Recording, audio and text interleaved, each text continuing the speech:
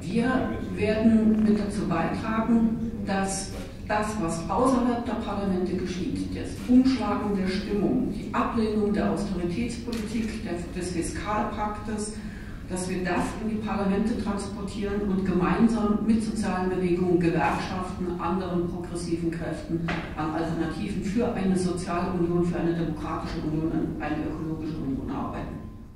Nous proposions la création d'une banque publique européenne exclusivement consacrée au financement du développement social écologique.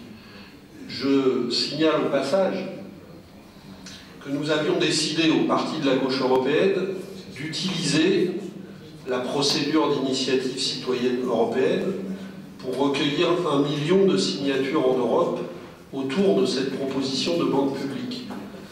La Commission européenne a refusé d'enregistrer notre demande au prétexte qu'elle ne correspondait pas à l'esprit des traités européens. C'est tout un programme sur la conception démocratique des membres de la Commission européenne. J'ajoute une chose qui concerne la France, c'est qu'il y a sur le bureau de l'Assemblée nationale un projet de loi que nous avons déposé, qui est un projet que nous appelons en France d'interdiction des licenciements boursiers, c'est-à-dire qui interdit les licenciements dans les entreprises qui ont distribué des profits ou des dividendes à leurs actionnaires dans l'année qui précède. Ce projet de loi, nous l'avons déposé le 16 février dernier au Sénat.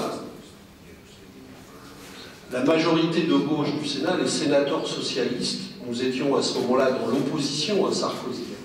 Les sénateurs socialistes ont voté pour ce projet de loi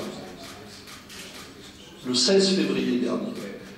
Nous avons redéposé le même projet à l'identique à l'Assemblée nationale au mois de juillet. Et nous demandons à la majorité de gauche actuelle, qui en a le pouvoir, d'adopter ce projet.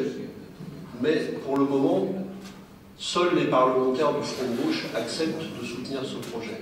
Donc nous continuerons à demander l'inscription à l'ordre du jour de ce projet qui, par exemple, empêcherait les licenciements actuels chez Sanofi, chez PSA et dans d'autres groupes industriels importants de l'État.